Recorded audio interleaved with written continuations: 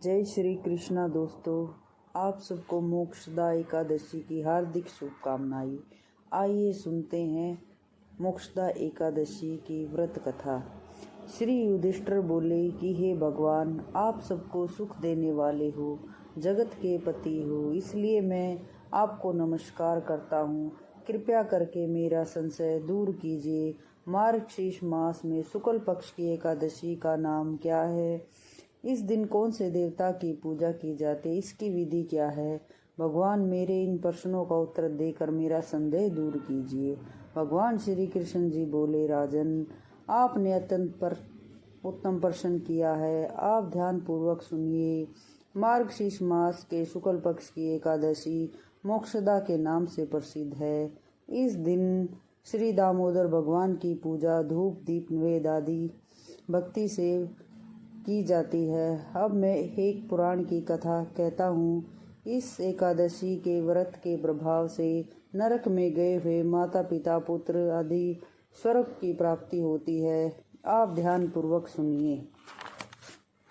प्राचीन गोकुल नगर में वैशाख नाम का एक राजा राज्य करता था। उनके राज्य में चारों वेदों के ज्ञाता ब्राह्मण रहते थे। रात्रि को एक दिन स्वप्न में राजा ने अपने पिता को नरक में पड़े देखा। उसको स्वप्न का बड़ा आश्चर्य हुआ। प्रातः काल होते ही वह ब्राह्मणों के सामने अपनी स्वप्न कथा कहने लगा। ब्राह्मणों, रात्रि को स्वप्न में मैंने अपने पिता को नरक में पड़ा देखा। उन्होंने मुझसे कहा कि हे पुत्र, अब मैं नरक भोग रहा हूँ, मेरी यहाँ से मुक्ति करो। अब मैं क्या करूँ, कहाँ जाऊँ? इस दुख के कारण मेरा शरीर तप रहा है।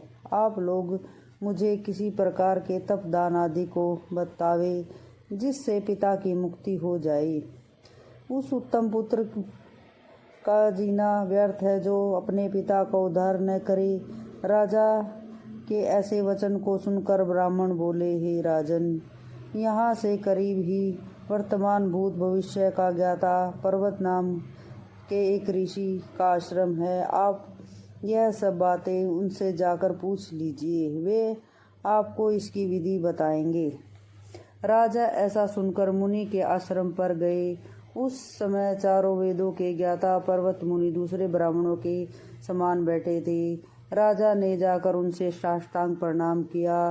पर्वत मुनि ने उनसे साष्टांग कुशल क्षेम पूछी। तब राजा बोले, हे देव ऋषि, आपकी कृपा से मेरे राज्य में सब कुशल है, परंतु मेरे मन की अशांति रहती है, उसका कुछ उपाय कीजिए।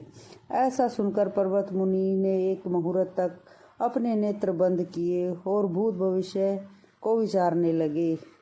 फिर बोले, हे राजन, मैंने योग बल के द्वारा तुम्हारे पिता के समस्त कुकर्मों का ज्ञान प्राप्त कर लिया है। उन्होंने पूर्व जन्म में कामातुर होकर सोत के कहने पर एक स्त्री को ऋतुदान मांगने पर भी नहीं दिया। उसी पाप के फल से तुम्हारे पिता को नरक में जाना पड़ा। तब राजा बोले, हे भगवान, मेरे पिताजी के उद्धार हेतु आप कोई उपाय बतलाइए। तब पर्वत मुनि बोले, राजन, मार्गशीर्ष माह में शुक्ल पक्ष में जो एकादशी होती है, उस एकादशी को आप उपवास करें और पुण्य को अपने पिता को संकल्प करके छोड़े। उसी एकादशी के पुण्य के प्रभाव से अवश्य ही आपके पिता की मुक्ति होगी। मुनि के वचनों को सुनकर राजा अपने महल में आया और कुटुंब सहित मोक्षदा एकादशी का व्रत किया।